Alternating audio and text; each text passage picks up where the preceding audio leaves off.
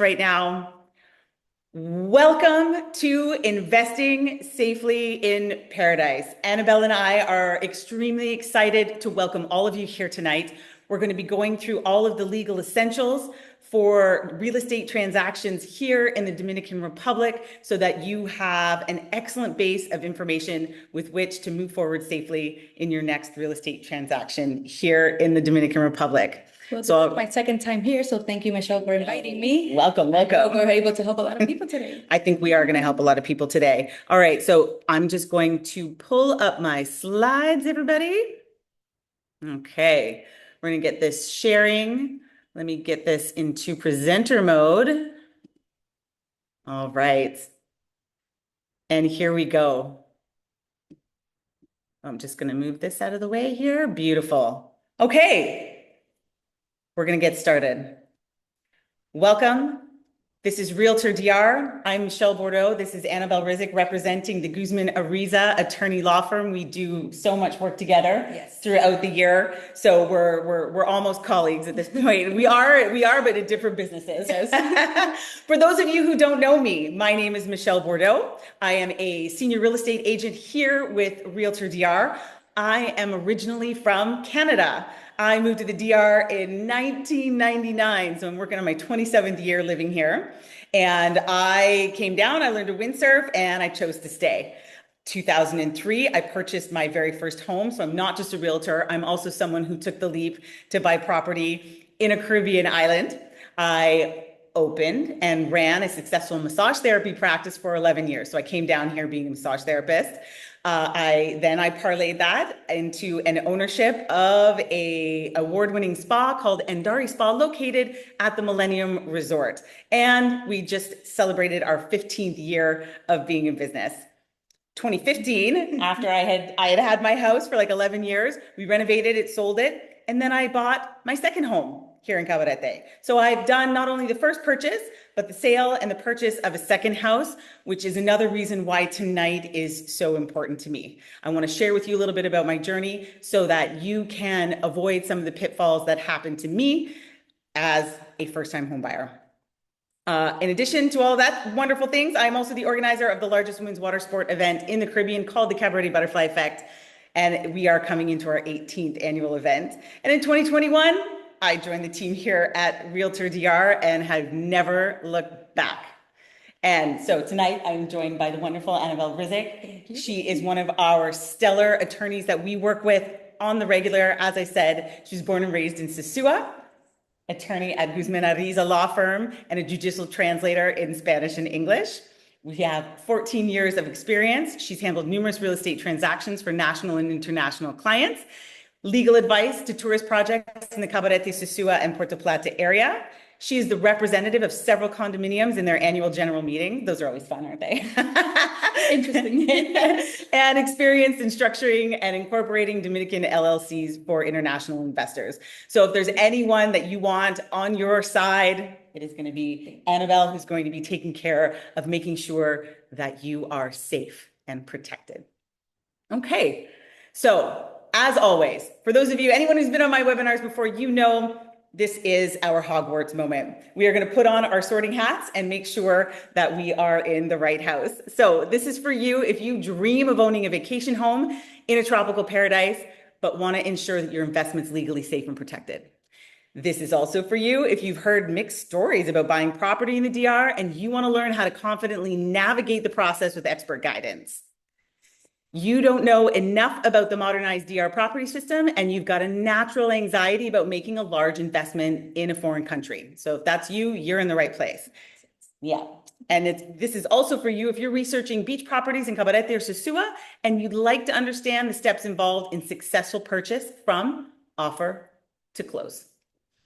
All right. So hopefully you're all in the right place. Wonderful. Okay. And you get to choose a knowledgeable realtor to guide you. This is some of our incredible team here at RealtorDR. We are growing. We have, I think, some new people who could be online with us tonight. I do hope so. And the RealtorDR team is growing, and we are dedicated. We are dedicated to making sure that you have the absolute best, easiest, and safest transaction when you want to come and purchase your dream property here in the Dominican Republic. All right. So, why are we going to invest in real estate in the Dominican Republic? All right. One, we are a beautiful tropical destination with incredible beaches and vibrant communities.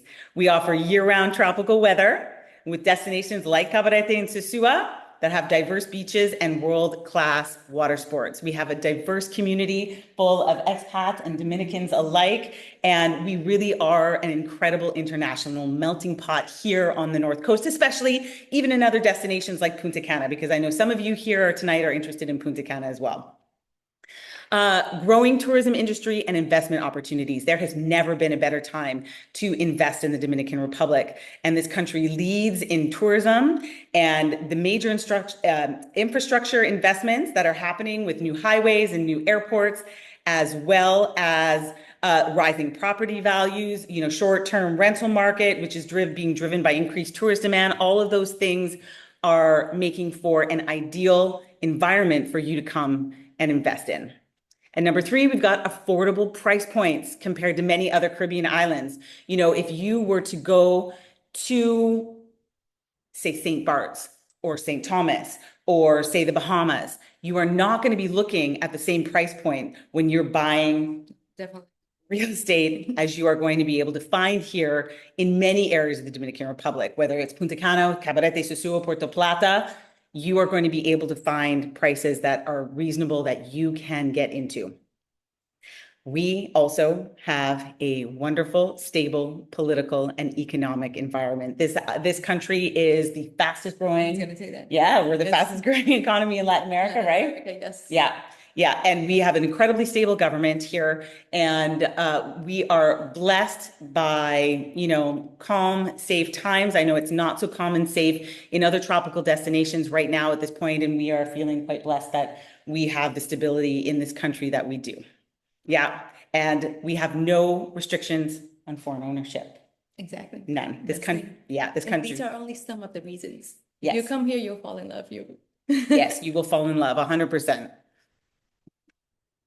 All right. So I'm sure you've got some fears. You've heard some things, or you just have natural, things that come up when you think about buying a property in a Caribbean island and, foreign country, such as Dominican Republic. So we're going to guess, we're going to name them. So the first biggest fear is going to be title and security legitimacy concerns, right? Yes. And we address that pretty soon on into the offer process, don't we? Yes. So Yeah. maybe you want to explain how we start the process. The first thing is you have to get your realtor.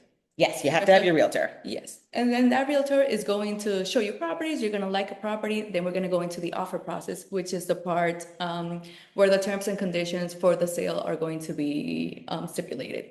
Yeah. Then you contact me, your attorney. That's where we start due diligence process.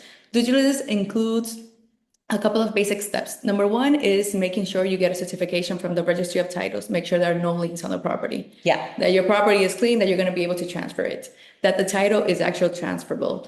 That there is no taxes owed on the property. If you're buying in a condominium, that all the maintenance fees are paid, that all utilities are paid. And that's part of the process that we do to make sure that at the end you get a title and a property that you can transfer and that has no debts on it. Because in the Dominican Republic, and this is important, Michelle, Yeah. people think, oh, if I sell, like the debt does not follow the owner, it follows the property. So if you buy a property that has a lien on it, you're going to be stuck with it. Yeah. So it's important that you have an attorney who does the due diligence for you. Absolutely. Absolutely. So after that, you're going to make sure that we're well taken care of, that you're connected with an excellent lawyer who's going to go and do all of that searching on your behalf. So you, as the buyer, don't need to do that. What you need to do is after you find me, we're going to help introduce you to Anabel, who's going to be taking care of you. Don't ever think that all you need to do is sign a contract. Don't ever think that you can do this without a realtor or without an attorney, because you're going to find problems on the way. Absolutely. Absolutely. So our next biggest fear is going to be navigating this legal system. And again, we want to just remind you that you will not be doing this alone. So for the same reasons you navigate legal systems in the United States or Canada or Europe with an attorney, it's exactly what we're going to be doing here. So you won't be taken advantage of, because if you have someone who's representing you and looking out for your very, very best interests, they're going to be taking into consideration all of those things on your behalf, You not the wouldn't seller. be investing even in your country without proper backup. Why would you do it somewhere else? Exactly. And also the language barrier. And as you can see, we have wonderful attorneys here who absolutely are bilingual. Yes. You know, because sometimes the language barrier is something scary. Like, how am I going to walk through this in Spanish?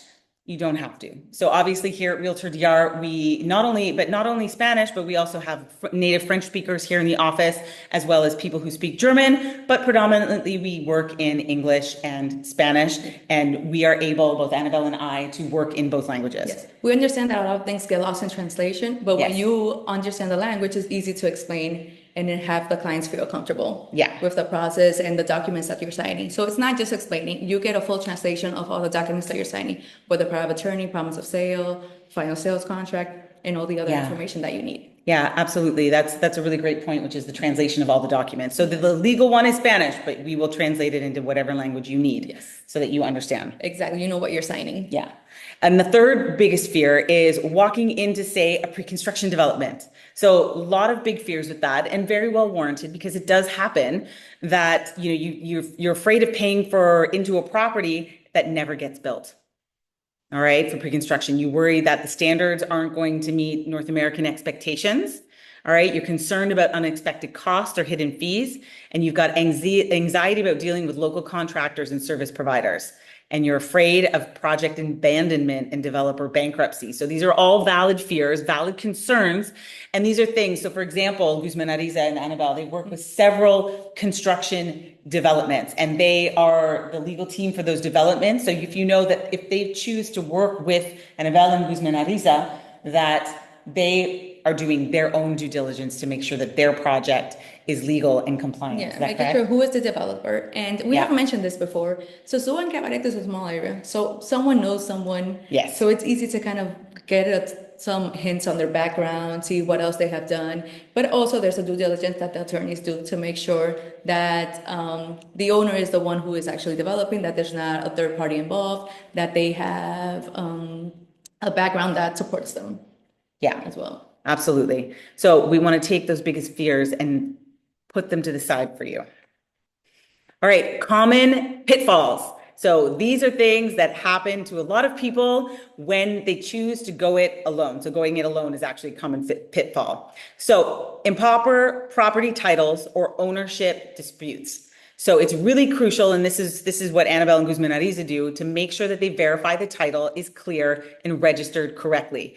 Most of the time titles are, however, we often run into situations where perhaps the title is older and hasn't been updated, right? And you have to update it, and there's certain things, there can be a lien on a title. As Anabel was saying, the debt follows the property, not the owner, and that we have to clear those. And sometimes people don't even know that they have a lien there because it's an old thing that they thought was not there anymore, but you have to make sure that a proper due diligence is done. Yeah. Because of that. Also, sometimes a person passes away and the heirs don't do the estate process just because they thought, for whatever reason, they just didn't follow. Exactly, they didn't have to. They just didn't follow the process. So that's part also of the due diligence, making sure that the property is something that you're going to be able to transfer. Yeah. And now that we're mentioning this, I don't know if this is the moment, but surveyor, which is going to.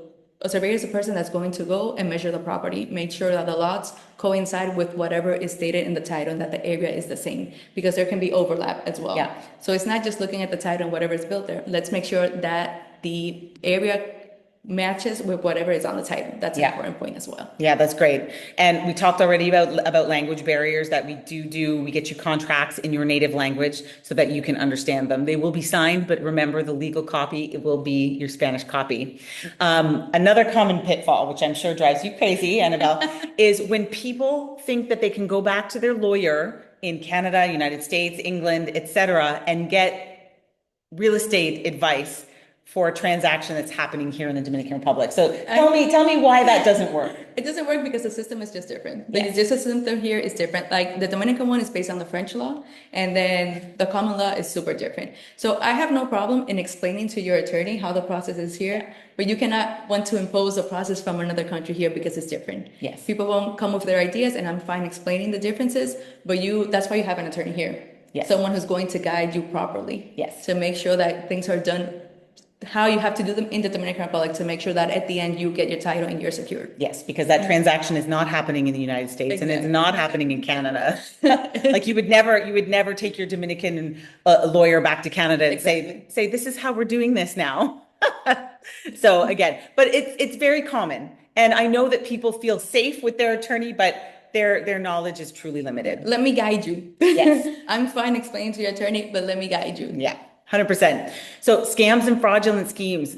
Sadly, this still happens today. Not as often as it used to, but it's something that you need to be aware of. And this is why you're going to work with trusted professionals that can take you from step one to the end celebration safely, so that you're knowledgeable, you're protected, and people that we're going to work with are going to be vetted, right? Yes. And this actually reminds me of pre-construction. Yes. Which sometimes people come to the office and I see these contracts where you already paid in full at the beginning.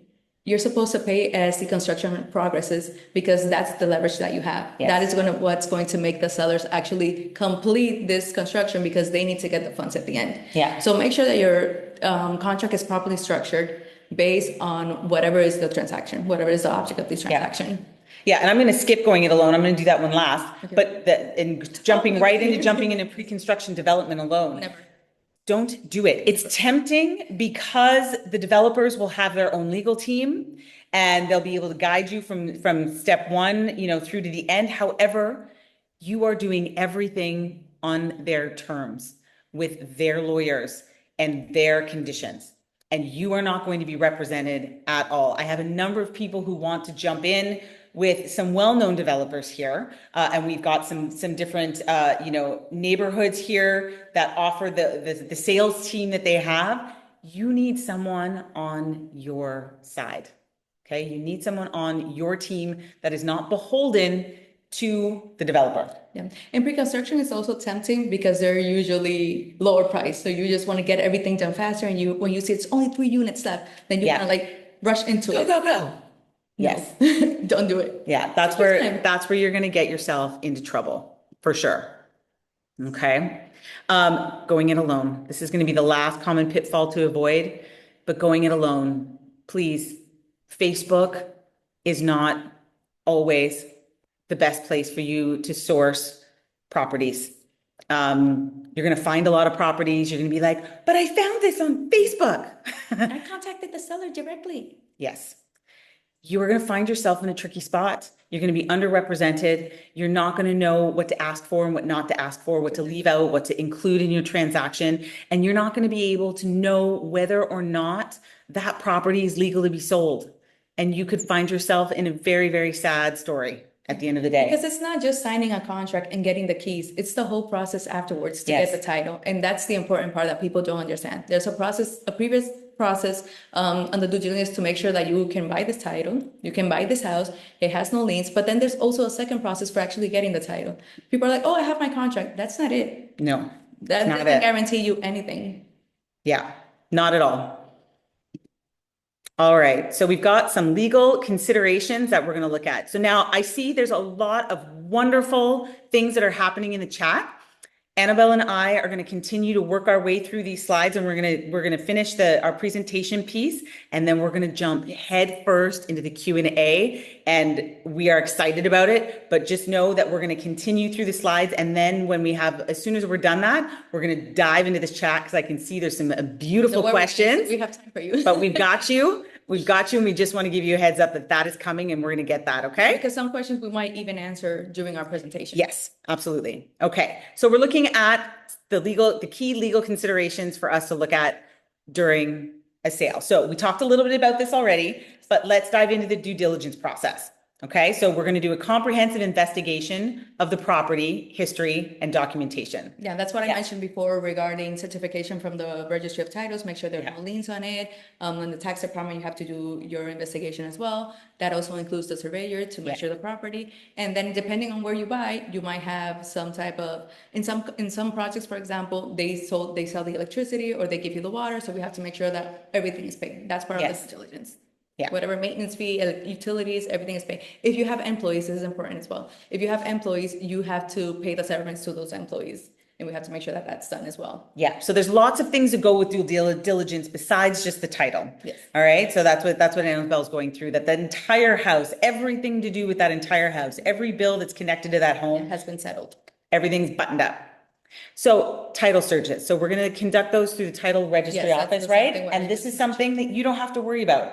Is it? We do it. Yeah. You don't have to go to the registry of titles and do anything. Everything is done through our office. Yeah. Okay. And what Annabelle was talking about earlier, property surveys and deslinde. Yes. Okay. So that means that there's going to be professional measurement and boundary verification using today's GPS standards. Yeah. Properties that are not deslinde cannot be transferred at this point. Yeah. Yeah. Okay. So what do you need? What do you need to buy a property here legally, document wise?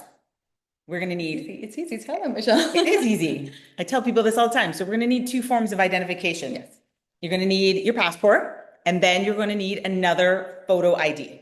Okay. And we're going to need the front and the back of the card, which can always be fun in photos. The all official docs are going to be in Spanish and English if you need it in English. Some people who are native Spanish speakers will not need the English translation if they do not want. And the sales contract will be drawn up and taken care of By the attorney. by your attorney. Okay.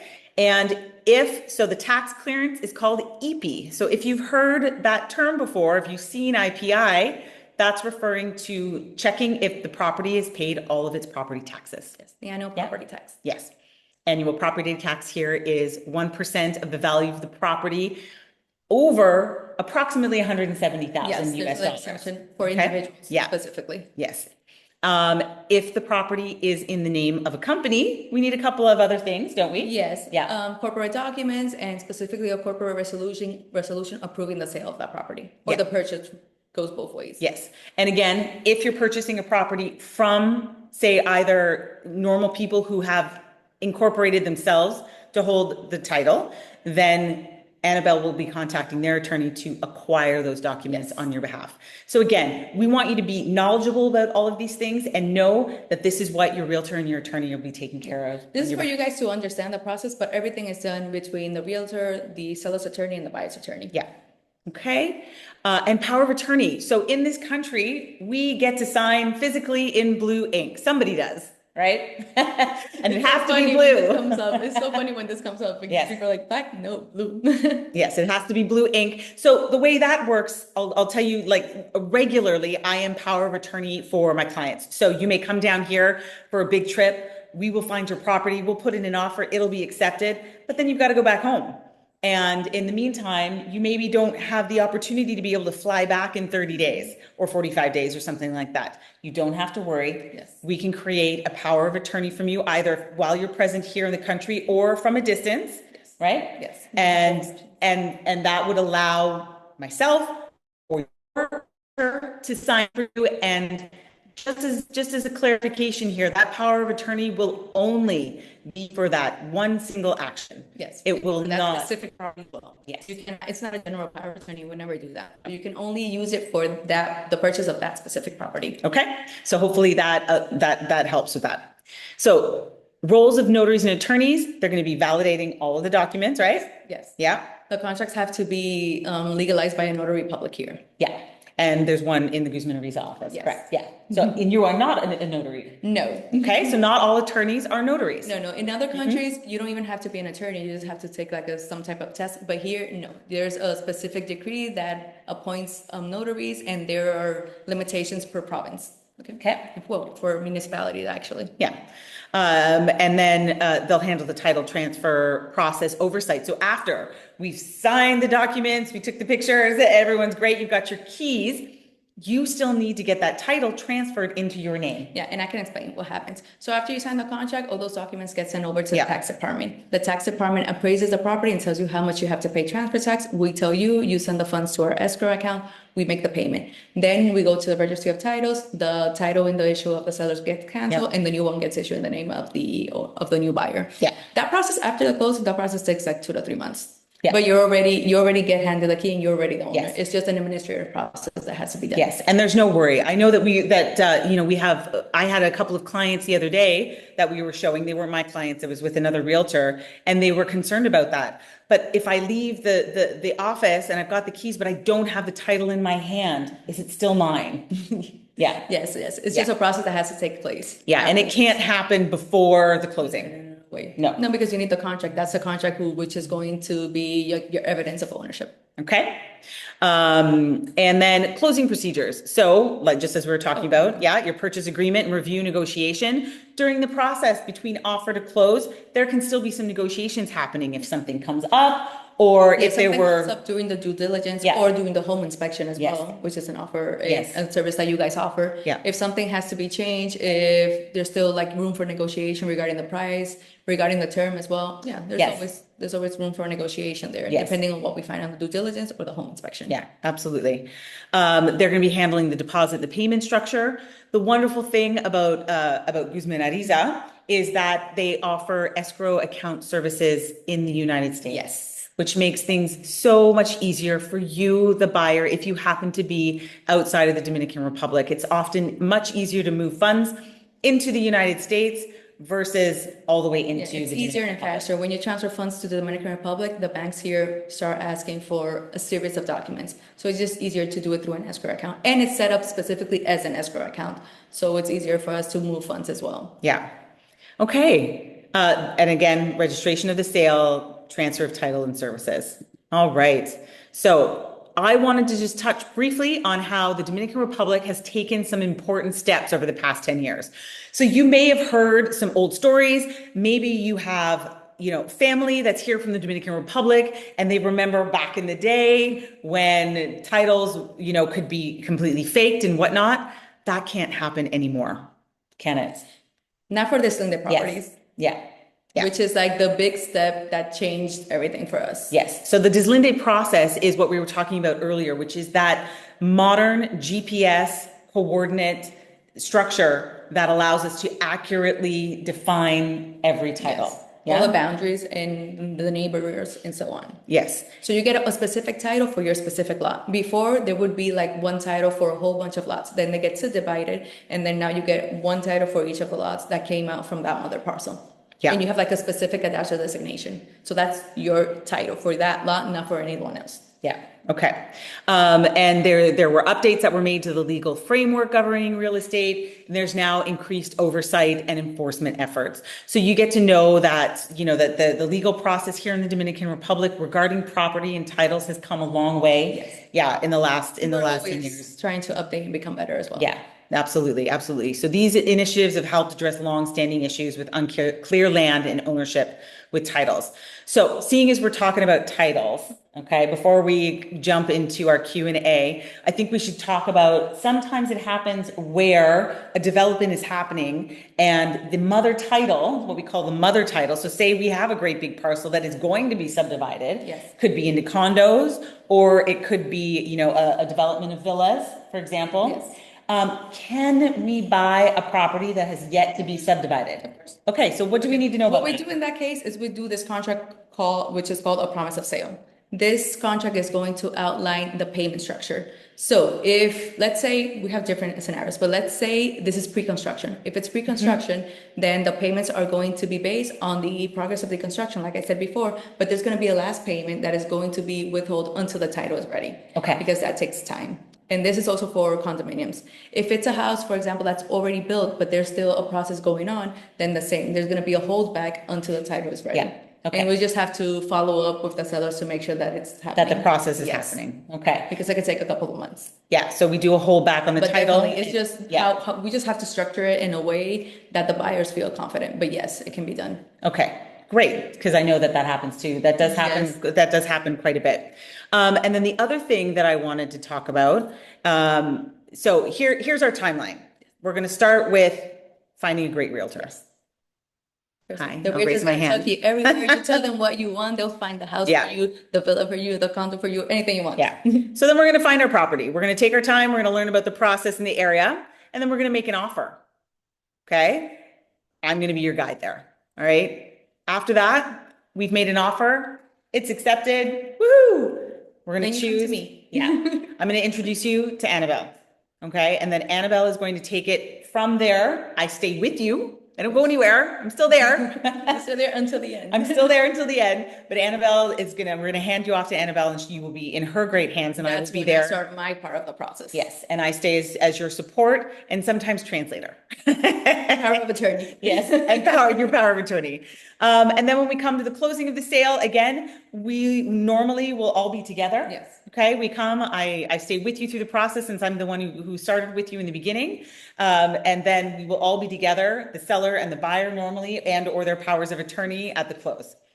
Okay, and We all then meet together in person, we do the signing of the contracts, we hand over documents, we Yes. legalize the contracts, everything is done there. and then you receive your title.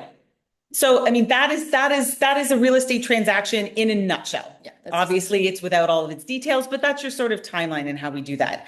So since we've come through this, I also wanted to dip into the concept of financing. Oh, this is interesting. Yeah, so we've got a couple of different ways of financing. So we've got bank financing, Yes. right? And then we've got seller financing.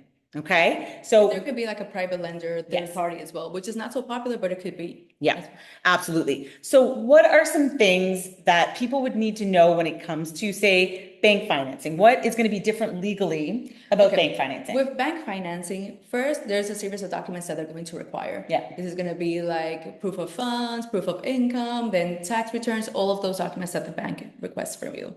The difference is in the title transfer process because normally the property that you're buying is going to be the same collateral, which, just so you also know, there are specific requirements from the bank. So not all properties apply. Yeah. And if it's pre-construction, then it has to be at a certain, like, how do you say this? Como? Como en una fase de terminación. Like it has to be Yeah. almost finished. Yeah, it has to be almost finished. So you can't them do to bank grant you- financing for pre-construction. If the property needs to be what the bank considers 90% complete. So you could get some bank financing for that last portion of a pre-construction deal, but you won't want to be looking at unbuilt lots, for example. Yeah, don't even. Yeah, with the bank. Okay? And then the process is that since the bank is going to put a lien on that property, they handle the title transfer process. Instead of the attorney, like we oversee it, but they're going to be the ones who are going to handle, and they keep the title until you pay in full. Okay. And then at the end, once you have paid, there's another process for the cancellation of that lien. Okay. Yes. That's All basically right. it. And then with owner financing, this is good because normally owner financing is cheaper. Like the Yes. interest rate is much lower than with the bank. So a lot of people like it. In this case, there's two ways that we can close. So either you transfer the title to the buyer and put a lien in favor of the seller for the balance that's pending payment, or you just keep it as a promise of sale until you have paid in full. Okay. Every case is different. So I can't say this one is better, this one is better. It just depends Okay. on how this specific closing is going to be structured, the amounts involved, and the term involved. And now, how would you say protect yourself? Because this is a fear that's something that's come up with a client that we had. How could you protect yourself from a seller offer, like sticking with the whole promise of sale, and creating several promises of sales with different people? Well, the title gets in escrow with the attorney, so Okay. that there's no way that you're going to Right. offer it to So someone again, else. you need to have a good attorney. Exactly. That's one of the like securities that we take into consideration, just to make sure that this title is here, so you're not going to go and get another one. And there's also a prohibition in the contract for you to get a new title through a lost title process. Okay. So that's one of the ways to make Okay, sure great. that it's there. Yeah. So it is possible. So because we can encourage many of our sellers to offer seller financing. Bank financing here can be a little bit tricky, and it's not as easy to get as financing is back in the United States or Canada. And that's something that you've got to understand. So we encourage many of our sellers to offer their own financing if they're able to, which can help bridge the gap for many buyers to get into a property. But however, you want to make sure that you're knowledgeable, you work with your lawyer, and you're protected in the transaction, because it's not as straightforward as downhill. as a regular transaction. Okay? And then, and that's, those are And the then main- when there's like a private lender, Yes. then there will also be a lien on the property in favor of that person. Okay, yeah. Which if you don't pay, of course, there could be an Yes. execution process and all that. And you'll need to know that for any of these types of transactions that involve financing, there are extra fees involved. It's not your standard fees that come with a regular straightforward cash transactions. There will be several other steps involved, both like for the legal side and for buyers and sellers. Yeah, and for tax. And for tax purposes, okay? And those are all great questions for your wonderful attorney. So here we are. It's time for the fun. We have made it. Yep. Yep. We stay true to our word. We are literally 35 minutes in here, which is 8:37 because we had 2 minutes of hellos at the beginning. So we are going to dive into this. I'm going to stop sharing so that you guys can see us in full here. And looks like we've got another RealtorDR here in our view. So I'm going to, let's jump in. So it looks as though we don't only have, I want to see where our Q&A is. So we've got a Q&A and we've got the chat happening. Okay. All right. Are we ready? Are we ready, everybody? We're going to dive in. So this is now the juicy part of our webinar. We've covered the basics. You have a good idea of how it's going. We're going to dive in. We are going to get to as many questions as we possibly can. And we're going to do our best. If something got answered already that we already talked about, we might skip your question. Okay, just to save time. And also all right. We'll give you our contact at the end so you can specific question. Absolutely, absolutely. Okay, let's see where we can start the questions here in the chat. We will be providing contacts for both Anabel and myself. So tomorrow morning, everyone can check their inbox. You're going to be receiving the replay. You're going to be receiving the slides that we presented here, and you're going to have a way to contact both Anabel and myself. All right. Yes. So, will you be able, okay. So trusts, let's get into trust. Oh my God, that's such a good question. Trust is a good one. Okay. So will you be able to add this property to an American trust? Answer is simple. No. There's only 2 ways for you to have properties in Dominican Republic, which is in your individual name or through a company. The company can be an offshore company that you register in the Dominican Republic because it has to have a tax ID, or a Dominican company that you set up. In that Dominican company, your offshore company can be a shareholder and then you with a minimum shares, or just strictly from scratch in the Dominican. But American trust, no. And also, this is important for a state. Yeah. When you buy a property here, and I always talk to this about the clients, do not put it in a trust in the DR, in the US for estate purposes, because that's going to be a nightmare for you.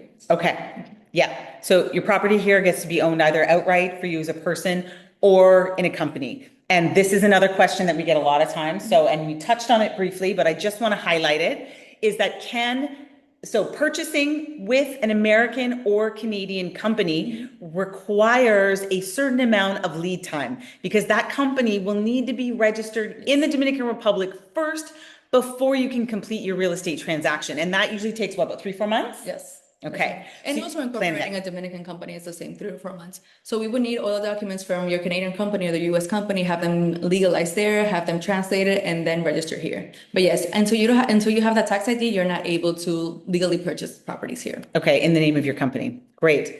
All right. So, Angie's saying she jumped into a pre-construction development alone and things are not going well. Oh, Angie, we're so sorry. Let's get in touch. Angie, I tried to call you today. And I'd love to reach out to you and see if there's any way that we can assist you at this point. Okay. Oh, Anabel, are you exclusive to RealtorDR? We They like wish, her. they We wish. wish, but no. No. And I work in a firm where there are 9 other attorneys. So it's not only me, okay? Guzman Ariza, it's a whole team. Yes, Guzman Ariza is one of the largest law firms in the country, is it not? Yeah, Dominican Republic. You have 10 offices all around. 10 offices. Here, Las Terrenas, Punta Cana, Santo Domingo, all the main spots, and then like the other little spots as well. Yeah, because there's several of you who I spoke to today who I know are interested in Punta Cana. So just know that Guzman Ariza can take care of you in Punta Cana as well, which we love. Oh, look, you have one of your clients is here. Jay. Oh, here's Jay. Hi, Jay. So how often do builders halt construction in the DR, and how can a law firm help investors in this situation? What is halt? So stop. They'll stop a construction. They'll stop in the middle. Well, I don't have statistics on that. Yeah. The ones that we're working with, recently, there has been no suspension. Sometimes it could happen that they have to stop for a little while because there's like a permit situation or something like that, or because it's raining a lot and they're not able to advance. But I don't have statistic on how long. Yeah. Everything is going to be based on your contract. So remember, that's going to be your key point to negotiate, to settle, to get out, to go to court, whatever. Yeah. And so generally also when you're signing that contract, you want to make sure that there are protections built in for you at the beginning of the Yes. process, right? Oh, also an important thing in construction contracts is the guarantee. So make sure that there's a warranty period for the construction, both for structural and for appliances and so on. Yeah. And you want to make sure that when, things also to understand is that it rains here, and just know When it that rains, it rains. it rains, it rains. And there is normally built into the contracts that actually protects the developer.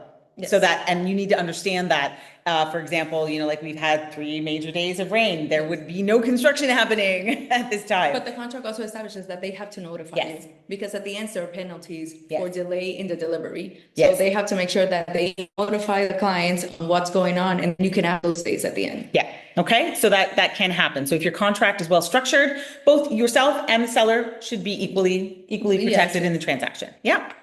Okay. So the percentage of property tax again is 1% of the value over approximately 170,000 US dollars. That's the annual property tax. Yes, the annual. So that's Because there's also a transfer tax, which is the 3%. Yeah, that's different. So your transfer tax happens when Annabelle will be transferring the title from the name of the seller into the name of the buyer, which is going to be you.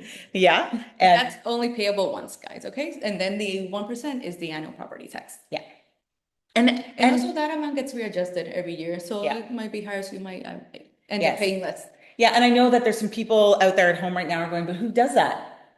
Who helps with that? My accounting department. There you go. We send you the bill every year. There you go. We follow up for you because it's hard for you guys to Yeah. get in touch with the DGII, which is the tax department. So we'll handle that for you. Yeah. Okay. So Francois is talking about, is it possible to get 10% net ROI on an investment?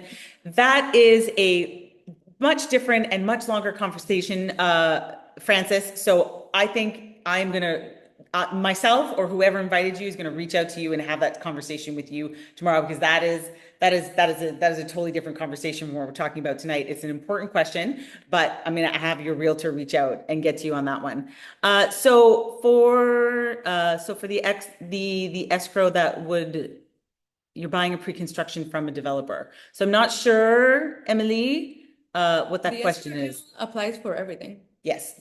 Yeah. So Any type of- any transaction. Yes. Anytime you need to move money, if you need to move money for a transaction that's going through, with their services. We serve as intermediary because nobody wants to give the title if you don't have the money. Nobody wants to pay if they don't have something signed. So what we do is we have the funds sent to our account prior to the closing. Yeah. After we sign, we disperse the funds to all the parties involved. Yeah. So your money is held in trust with your lawyers. It doesn't go to the seller. No.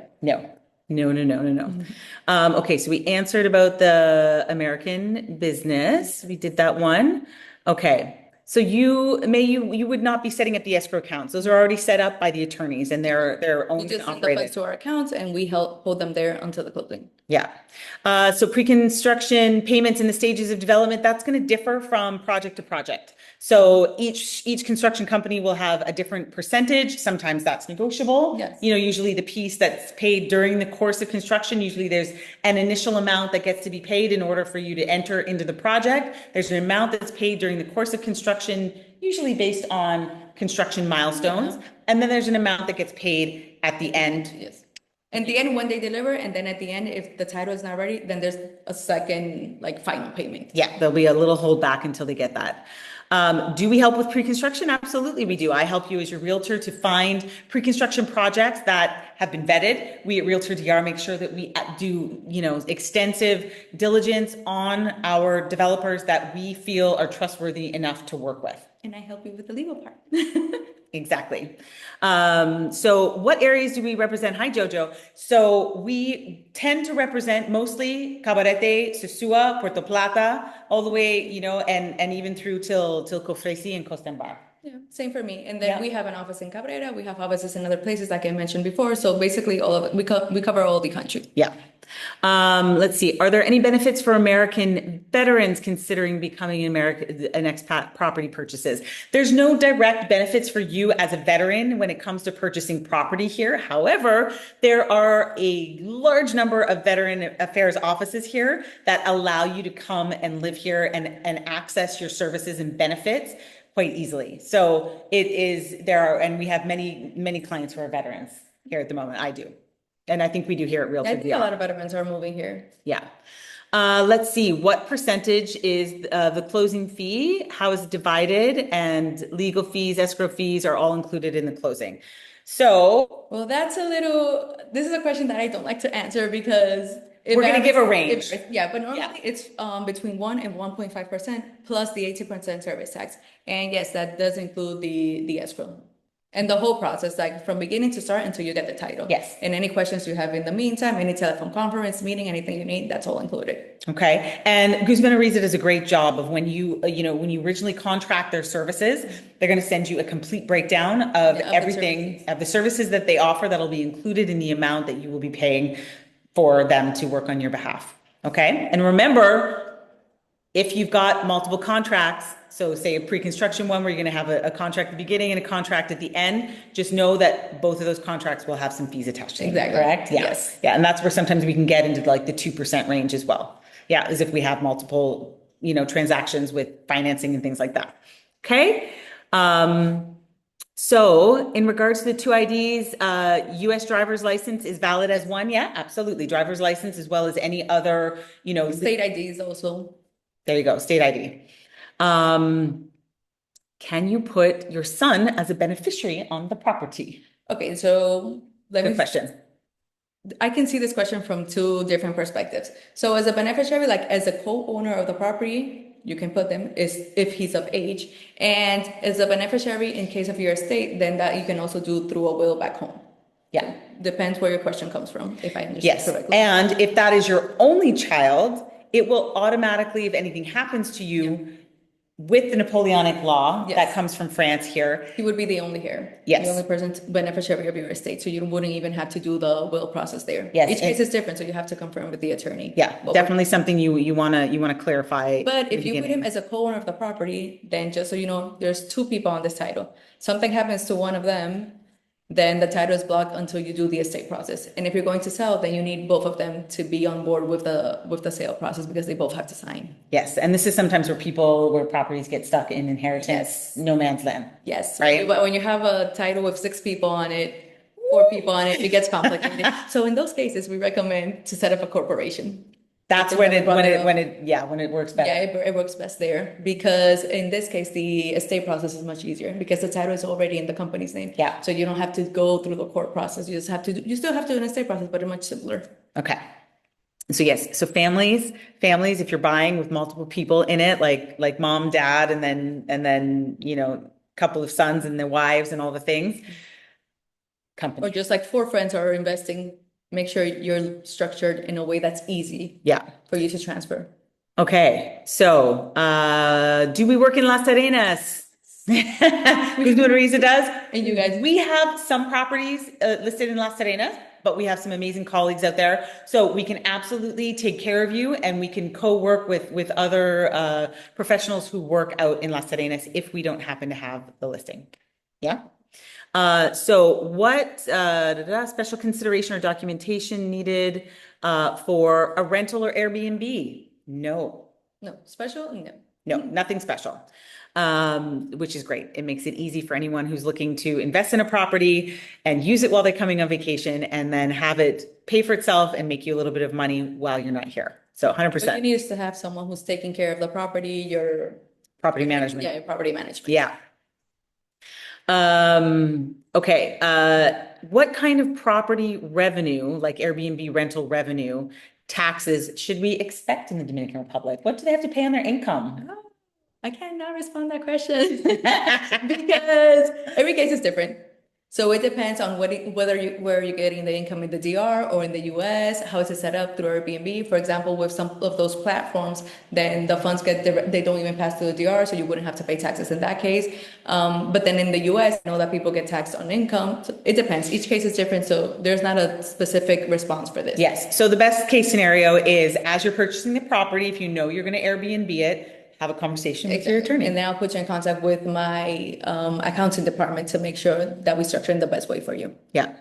Okay. We've got Lawrence here has a question. Can your seller finance property in the DR be included in a portfolio while you're going to a bank to get an asset-backed loan on another property. So they do that in the US. So where they have a property and then they want to use it as an asset to get credit, like, or funds with the bank to get another property. But we then the don't do first that. one would be the collateral? Yes. Oh, well, if the bank accepts it, then Yes, that's not It's not commonly done common, here. yeah. It's not commonly done here. So again, the banking practices here in this country are not as free as they are in the United States or Canada. They're much more limited. So as the owner of a property in the Dominican Republic, does an American citizen need to pay taxes on that property in the US? that's a question for your financial advisor in the US to Yes. make sure if you're not like making any income from it, it's just like a holding property, then I guess the case is different, but you would have to see in the US what applies. Yeah. Here you have to pay definitely. Yeah. So we have, does including a contingency on your contract affect whether the offer looks more appealing to a seller or not? Okay, so I'll take that one. It really depends. Obviously, the more contingencies you have, the more conditions you're asking of a seller, obviously is going to determine, how amenable they are to, accepting your offer as a buyer. And it's going to depend on what those contingencies are, honestly. If your contingency is, I want you to redo the roof before I buy the property, or something crazy, or I want your car to come with the house. It happens a lot, actually. More than you think. More than you think. Things like that. Or, whether the contingency is, I want to make sure that the chaise lounges by the pool stay. That's an easy ask. That's probably going to happen anyways. Yeah, I guess it's going to depend on what the contingency is Yeah. specifically. Yeah. Let's But you're see. free to ask. I mean, you're the buyer, you're free to offer. Yeah, you can offer and ask anything. And once you're sitting at the table with a signature, a serious offer on the table, we open the discussion. Can go anywhere. Okay, so what are the typical financing available? Is there 15 years or 30 years as in the US? Great question. So Normally here, 5 to 10 years. for seller financing. Yes, for seller financing. Yeah. 30 years, I've never seen 30 years for seller. No. And with banks, I'm not sure. So the banks here will amortize up to about 20 years, sometime 2025, but they'll only lock in an interest rate for 5 of those years. And currently that interest rate, the best interest rate you're going to get at 5 years is around 9%. And that's good. And that is great. And I understand that that's very different from the United States and from Canada. But again, I'll repeat myself. Banking practices here are not the same as they are in the United States and Canada. Yes, you're more looking into 13, 14, 15. Yeah. Okay, here's a great one. So I heard that a person over 65 doesn't pay certain taxes. There are some extensions for people over 65. Is if you only have one property, that's your home. What was the other thing that I was gonna say?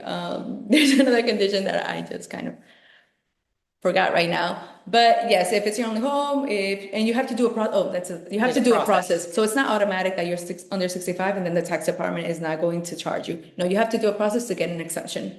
But yes, it happens. Again, they're going to come into your office and they're going to say, "Can you help me with the process?" And if you're two buyers, you both have to be over 65, okay? Because then it doesn't apply midway. Yeah. So yes, we're looking, so I'm getting some questions about some different areas of the country, about Bayahibe or Jarabacoa, Samana. We often have trusted people that we work with. I can't in good conscience say that I'm going to be an expert in Jarabacoa or Samana because they're places that are far away and I don't live there.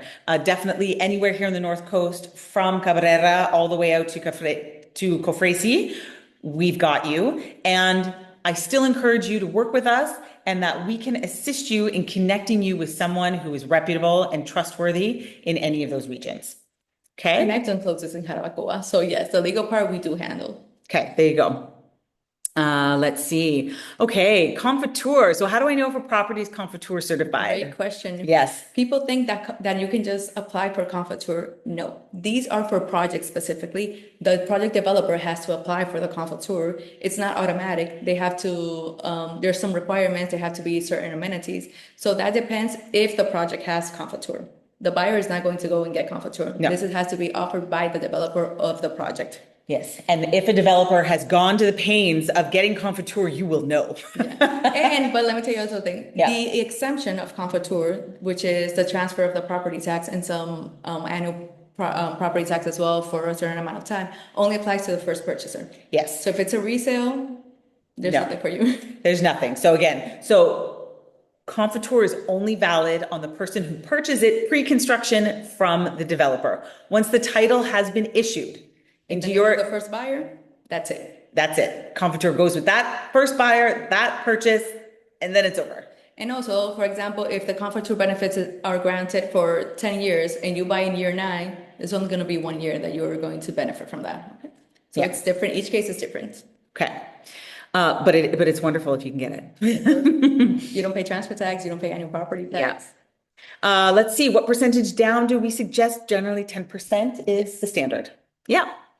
Let's see. So, okay. So if a property is below about 170, not 180, then you will not be paying the 1% annual property tax, correct? Exactly. Yeah. So there's an exemption level. If that's the only property, because if you have more properties, they add up the value of all of them, then the exemption applies in general, and then you pay 1% over whatever is the amount of all the added value. That's good to know. So if you're a multiple property owner, it's for the total that you own. It's not per property. Exactly. Okay. So do you have to pay your transfer tax before closing, or can you pay it later? Well, in my office specifically, we always ask later because you have to send the contract to the tax department, and then you don't have the exact amount because it may vary a little from the assessment that you have and the assessment that they have. So we rather do it at the end, and our engagement letter specifies that. So at the end, you just have to have the funds for the closing, but then we send it to the tax department. We tell you how much you have to pay specifically. Yeah. Because it's kind of complicated for us to be, oh, there's $100 missing, or I have $100 credit for you. So no, we just give you the exact amount after we've done. Okay, so that's going to happen, and when the title is issued, that comes back, then you'll know.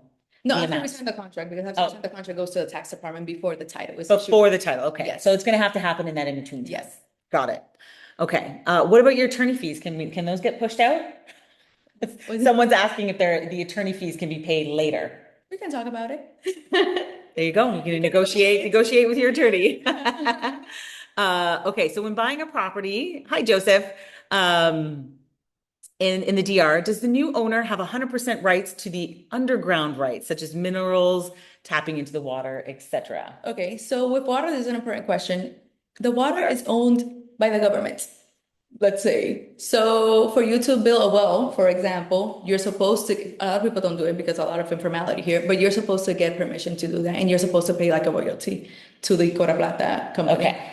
So yeah, certain things you kind of have to get some permissions to use them. Yeah. But if you find gold in your backyard, then don't tell anyone. Shh. Okay. So can you or should you use the same attorney as the developer?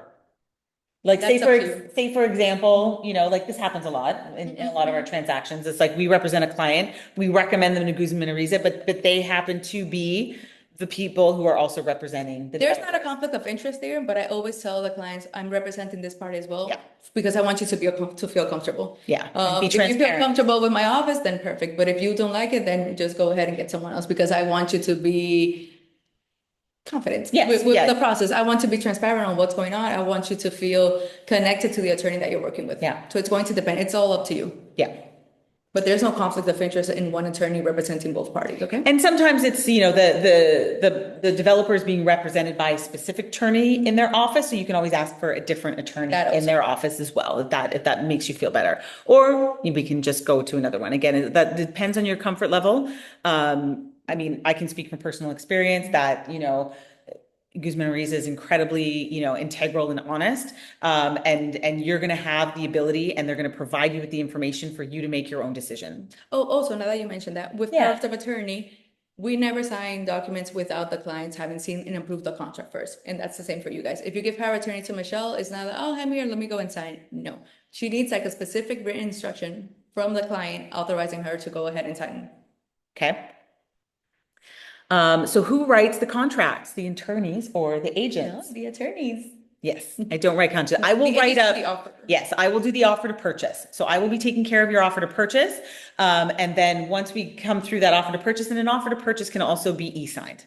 That one doesn't require the blue necessarily, the Exactly. blue. If we have a more complicated offer, sometimes it will require the blue one. But most of our general easy, easy breezy, straightforward cash offers with no hiccups or bumps along the road, those offers can be taken care of electronically, and then we'll pass them over. But and everything done through my tracks. office, the powers of attorney, and contract, those have to be what signature? Yeah.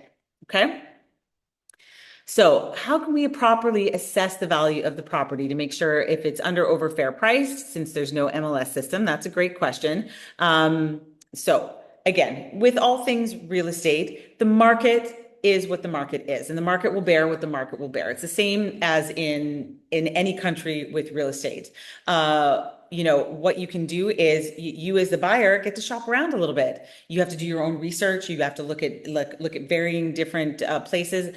And going through our website, we have hundreds of listings on our website, and you can get a really good idea. You can also work with your realtor to ask, hey, show me that this is fairly priced. And what I would do for you in that situation is I would go around and I would find other properties that may be with my company or maybe outside of my company, and show you the varying price per square meter, and show you that the property that we are looking at is in the same ballpark. For comparison. Yeah, for comparison. So property assessments are usually only done in the case of a bank financing transaction.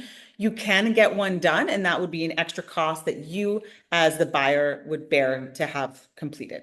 Yeah, but that's not binding. Yes. Like, that's just for your information. Yeah. You cannot go to the seller and say, oh, I got this report from an appraisal, so lower the price. No. Yeah, appraisals don't work the same way here, again, as they work in the United States. I know that, the appraisal process determines whether or not, the sale, the value, the sale home of the home can happen, things like that. That's not the same here. That doesn't happen here. Exactly. Okay. Do you or will you own the land that your property is built on? Yes. Yes. The land and whatever is built on it, all the improvements. Okay. Is there a benefit to being a Dominican citizen over a US citizen regarding taxes, et cetera, and ownership? Not really. The same Dominicans but also Dominicans don't have any benefit. So Dominicans and foreigners pay the same amount of taxes. Yeah. Regarding properties, and the same benefits as to exemptions and so on. Yeah. Okay. Yeah. No, there's no benefit if you're a legal citizen or legal resident or a complete non-foreigner. Okay. Okay, so Victor's asking about the LLC. I think we answered that already. If you want an LLC here in this country, you need to start it here. If you have an existing company LLC, it's an SRL here. If you have an existing LLC in the United States and you wish the purchase to happen, you need to register that company here. That's a 3 to 4 month process. Yes. For both. I will send you the list of the documents that I need because they all have to be legalized in your country and then sent here and translated for them to be valid. Big process. Okay. These questions are good. Yeah. So do you recommend foreclosures, and is the process difficult? We don't really do foreclosures all that much. No, because that's more of the litigation part, not from the purchase. You can purchase through a foreclosure if you get the information. The process after you do the foreclosure and you get the ruling from the judge, you have to pay the transfer tax, and then it's the same process to get the title. But it's not so common. Yeah, it's not. It's, again, the Dominican Republic is completely different in that respect from the United States. Okay. So what about confiture with an SRL? That's a good question. So you can apply for confiture with an SRL. There you go. Okay. So follow up more confiture. Can you purchase 1 or 2 confiture certified properties? Or is 1 the threshold? No, you can purchase more than 1. Yeah. Because those are exempt. Now remember, when the exemption period ends, then you have to start paying your taxes. Yeah. And then if they both end, then it's going to be added up, like I said before. Yeah. Okay. So does buying a property help with citizenship? It helps, but there has to be a specific kind of property, and it has to be done through a specific kind of process. We have an office in Santo Domingo, which is the one who works with all the immigration matters. So if you have specific questions, contact me. I can put you in contact with them so that before you buy, you know you're structured for that purpose. Yeah. Because there is a specific process that has to take place, and the properties have to be registered in a specific institution as well. Yes, I know some people think and have heard on a Facebook group that if they spend more than $200,000, they automatically qualify. No, No, not at all. No, So this make is- sure that you get your attorney as well, information on that. ahead of time. Okay, so let's see here. We're pre-construction versus already completed. That's less of a legal question, more of a real estate one. Oftentimes, pre-construction, you do end up with a deal. There's always incentive for you to purchase pre-construction, obviously. So usually, not always. Not always. It depends on the level of the property that's being built. So, okay, here's a good one. This is more of a property management question, but when you have an Airbnb and you purchase a property, can the owner transfer the listing to the new owner with the reviews? Airbnb does not let you do that. You have to start over, unfortunately. But if you're doing rentals not through Airbnb, but through a property management or something, and you already have reservations for the future, the new buyer, you can transfer those ones. Yes, I mean, those would come with you. However, if you start up a new Airbnb under your name, with you as the host, with your information, your payment information, it will be a new listing. Yeah. Okay. Is purchasing agricultural land in the Dominican Republic difficult? It depends. If it's specifically, okay, so some sites that are agriculture, then there's a tax exemption there as well. And then if you're going to use it for that specific purpose, then you have to go through a process to get some permits. So it depends. It's not difficult. It's just if you're going to use it for that purpose, you have to go through a process. Yeah. To make sure that you can exploit. Yeah. So again, you're going to want to make sure that you've got a good attorney to answer all of this very, very specific questions for you. So can you buy from a for sale by owner property? You can. You can, but we don't recommend it for all of the reasons that we've already spoken about. One, you're not going to be protected. Two, you're not going to have any idea whether or not the title is legal to be sold, yes or no. Three, you're going to be doing your own negotiation, which I never recommend. You're always going to want to have somebody here who understands the country, who understands the process to be your guide. And also, let me give you some credit. When you have the offer, then the seller takes the property off the market because you already sent the deposit. So that's one of the things. Otherwise, you're dealing with someone and you don't know how many other people they're speaking to. Yeah. Yeah. And where are you going to send the deposit to? Their account specifically? That's not recommended at all. No, because that's when you set yourself up to be scammed and have fraud happen and things like that. Exactly. Yeah, and you've got no leg to stand on. There's no way for you to be able to get that money back if they you run. don't know that person. Like when you're dealing with a realtor, there's some type of communication there. Yeah. Yeah. Okay, so Cornell wants us to talk about when we've got bank financing and they send out the appraised versus the actual price of the property. So what happens is when a bank appraiser goes out, they're going to appraise the value, which is not all necessarily in line with market value. Sometimes I've seen it come in higher, which is great because the property is listed lower, and sometimes it's the other way, and sometimes they're bang on. So you're gonna come all the different ways. Why this matters. So we talked about appraisals not really being a thing in a normal cash transaction. But with banks, yes. But with banks, yes, because the bank will finance up to 70% of their appraised value. And they have their own appraisals. So whatever they give is based on that document specifically. From their appraiser. You do not get a say in who gets to go out and look at that property. But there's no way for the owner to know what is going to be appraised or the buyer either. Yes. So. Okay, let's see here. Okay, so we've got a question about pre-construction, about the prices going up during the time of construction. Yes, supply and demand. Okay, so oftentimes a project starts off with more competitive pricing, and as properties are sold and as there is less and less availability, they tend to increase the price. Yeah, the contracts include a specific clause on whether that's going to affect the price from the buyer's perspective or not. Yeah, but once you're already under contract, the amount that you agreed upon when you entered into that contract stays. So it's not like as you go along, this is for the sale price of new people coming in. Okay.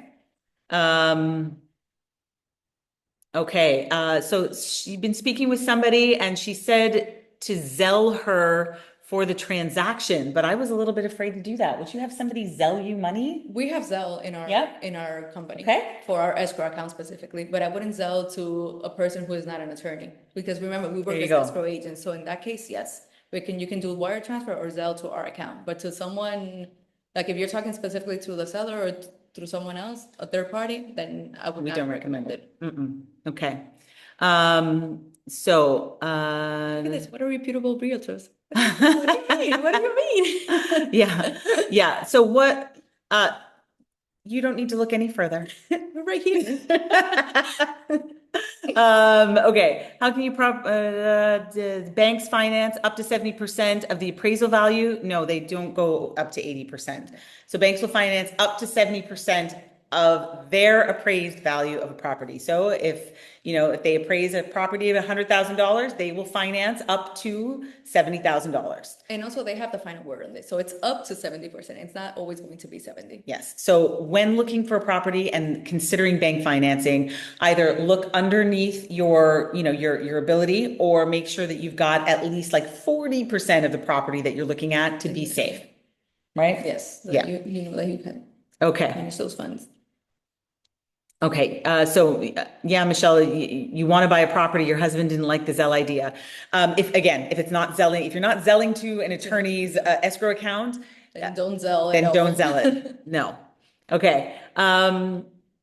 So does our company have experience with, and can you assist Americans using assets? Oh, that jumped up there. Where'd that go? With their SIDRA retirement account, self-directed IRA to purchase a property. I don't have any experience. I don't think any of us have experience working with that type of retirement account. I would say work with your accountant in the United States in order to be able to remove whatever funds you need to do in order to make the transfer to the escrow account. You normally have to transfer funds Okay. to make them liquid and send them here. Yeah. Yes, you are absolutely going to get everyone's contact information along with the replay tomorrow morning. Okay. All right. So let's now move over. So that was the chat. That was a great chat, everybody. We're going to move over to the Q&A. Something that I want to just remind everybody real quick. Oh my goodness, what a spectacular question and answer is that Anabel and I are going to be available for any of you who are interested in making appointments with us and booking calls with us. Yes, we're going to send your contact information. Michelle will send it out and then you guys can contact us. Okay, so does the DR have title insurance when buying real estate to track the purchase history of any unpaid lien taxes? So we don't do title. I am your title insurance. Yes. I am your title insurance. Yes, there are no Insurance separate. is really not a thing here. There are some companies, but I would not even recommend you to go through the process because that's what the attorneys do for you. Yeah, so you'll be wasting your money if you hire someone that says they're a Dominican title insurance Don't company. even go there. Okay, they're just going to hire an attorney behind you. Okay. Does the property sold in the Dominican Republic have a legal description and surveyed?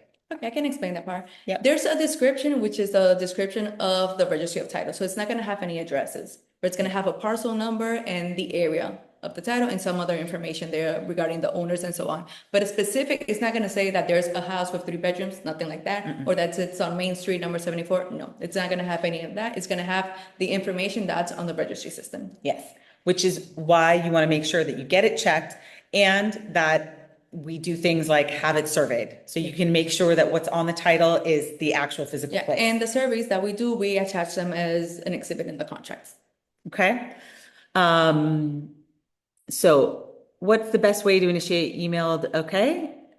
Opening a bank account. Oh, we got somebody who didn't get a response. So we're going to make sure that we look into that for you, right? We're going to get, he emailed info@drlawyer.com. Okay, you can email me directly. You're going to get my contact information because info is from all the offices that we have. So maybe it got lost there in the thread or something. Okay. So again, so Joseph, I think we answered that question for you in the chat. What is the typical timeline for a non-pre-construction property? So you're talking about we see a house, you like the house, you want to buy it. Transactions here can happen fairly quickly. Yeah, if you're buying cash, yes. So you need 2 to 3 weeks for due diligence and then that's it. And remember, so after we sign the contracts, then it's 2 to 3 months to get the title. But for the closing, 2 to 3 weeks. Yeah. Yeah. It's like minimum. So minimum 3 weeks. Because We remember, I usually need say time 30 to do my days. due diligence and so on. And you'll need time to move the funds. It's never as, sometimes it's really quick. Sometimes it can take a hot minute because banks like freak out when you want to move $100,000. Red flags. So sometimes it can take a hot minute. So, okay, yeah. Okay, what are the requirements for the 15-year tax break for foreign investments? Okay, Eros, I'm going to guess you're talking about Confiture. So that we talked about. So again, Confiture starts from the moment the development acquires the Confiture. If you buy, say, 2 years into the project, then you'll have 13 years left on that Confiture. And with the tax break, you are getting a tax break on the transfer tax, which is a one-time benefit. You will have benefits on the yearly 1% property tax. You will not have to pay that. And I do believe we are exempt from capital gains taxes for the duration of Confiture. For the duration. Okay. And Remember, only the first buyer. only the first buyer. So yeah, do we charge a flat fee or percentage of the property value? It is percentage. Yes. Okay. Okay, great. We had that one in the chat as well as the Q&A. Okay, got into pre-construction with Noval. The project's not going anywhere. Okay, so that you definitely, I hope that you're working with an attorney for that, because that's definitely something that if you're going to go into litigation with the developer, that you definitely want to have someone on your team. Yes. Yeah. Okay, and I'm sorry that that's your experience. No, you are not. I think we got a lot of these questions in the Q&A are also in the chat. So Van, I think we answered that question. You want your Dominican lawyer, not your American or Canadian lawyer. They cannot assist you with Dominican law. Yeah, there's another process here. No. And I think we answered that. Okay. So how can you will your property to your family member that lives in the US? Each case is specific to who you want to be a beneficiary. So after you purchase the property, well, during the process, you contact me and I'll explain to you what you have to do. Yeah. To make sure, because the will has to specifically refer to the property in the Dominican Republic. It has to be like a very specific wording there so that we can execute that here afterwards. Okay, great. We have someone here asking about squatter rights. So how does so yes, I had this question today come up. You know, it's surprising because I see it a lot in the TV in the US after, I don't know, 30 days, 60 days. That's not a thing here. No, you don't get squatter rights unless it's a property that is not registered, which none of you are going to buy a property that is not registered, and it has to be 20 years. Okay. Uninterrupted, but no. Of course you have to go through a legal process to take them out, but yeah, an eviction process, but no, they don't get rights after 30 days. Forget about that. Okay, so here we go. My project is represented by Guzman Ariza. So I think this is the pre-construction question, you know, like if you're being represented, should she get her own lawyer? Again, that's going to be up to you and your comfort level regarding your lawyers at Guzman Ariza. And if you would prefer to have a separate attorney, they have no problem. No. Well, however you feel comfortable. Yeah. So we cannot use equity from the US or Canada to finance property deals in the Dominican Republic. And American and Canadian banks will not give you a mortgage for properties in the Dominican Republic. The one thing that you can do, and I suggest oftentimes to clients, is if you do already own a property, you can pull equity from that property. And you might even get a better interest rate than the 9% the banks are offering here. So that's always an option for you to investigate, whether it's usually it's in the form of a HELOC. Okay. And so the offer comes before the lawyer steps. So is the offer contingent on a clear title? Absolutely. And that will say that in the offer. So this offer is only valid providing that the title is free and clear to be able to be sold. Yes. 100. Yeah. Yeah. Okay. So this person is asking about disclosure. So disclosure. So for example, say if someone knows they've got a leaky roof, are they legally required to disclose it before? No, that's part of the due diligence that the buyer has to do, which is not legal. It's more material due diligence. So that's why we recommend home inspections. We recommend the buyers to actually go and see the property, test that everything is working, because no. Yeah, and we can assist you with that. We have a number of different home inspectors on our, in our phones that we can help connect you with that we trust and who have done, good work for us in the past. And That's that, on a daily basis. yes, and so that's also something that you need to know that it's the buyer's expense. Okay? Yes.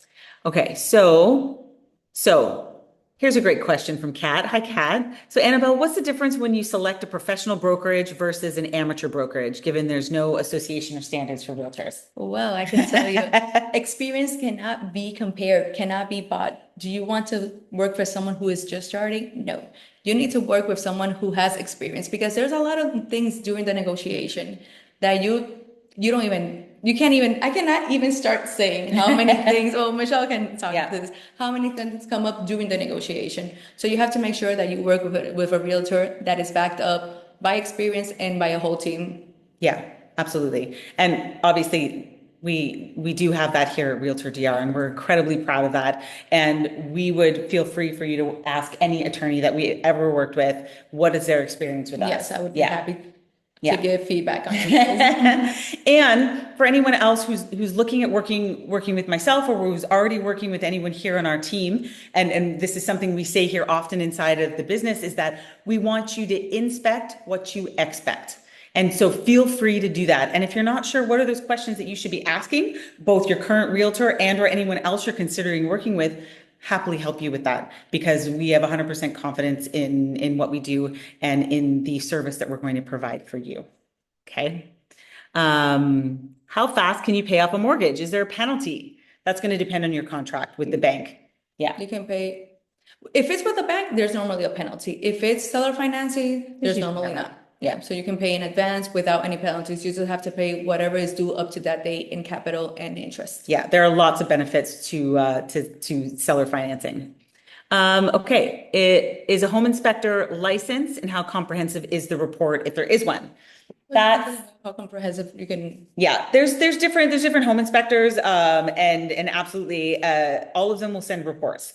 So all of the home inspectors that we work with send detailed reports, some with photos, some without, and some we have one, for example, Fanny, who's an engineer. Yeah, normally it's people who are engineers who know about structures and so on. Okay. All right. Okay, so I think we're doing fairly well on the questions. Did we miss anything? I think. Okay, so everyone, what an incredible experience. If you've got, we've got another quick one here. Okay, Edgar, thank you so much. Okay, we appreciate you. So one thing that I want to share with you before you guys run away, is that we want to stress with you that it's really important that you work with someone who's honest. Okay. And you want to work with someone who is the best of the best, who is professional and who provides you with the kind of service that you would expect. Okay. And we also want you to feel incredibly connected insofar that we, both of us as a realtor and as an attorney, that you feel completely supported through this entire process. Neither one of us ever want you to feel like you are alone, that you are wandering around in the dark and you don't have support or answers when you need them. We understand that you're investing in a country that's not yours. Yes. So you're going to have questions all the time, and we're here for that. Yeah, 100%. So we want to encourage everyone to make sure that you are working, connecting with your realtor, whether that's myself or anyone else on our team, because I know there's several of you who've been invited by our amazing team here at RealtorDR. So I want you to reach out to them, have those conversations. Don't worry if you're at the beginning of your process. That's a great time to get all the information that you need so that when you're ready to move forward, you can move forward and you can do it quickly. Right? Yes. All right. And guided by the best. Absolutely. Okay, so thank you so much, all of you, for joining us tonight. What an incredible time that we've had. There's still 119 of you here.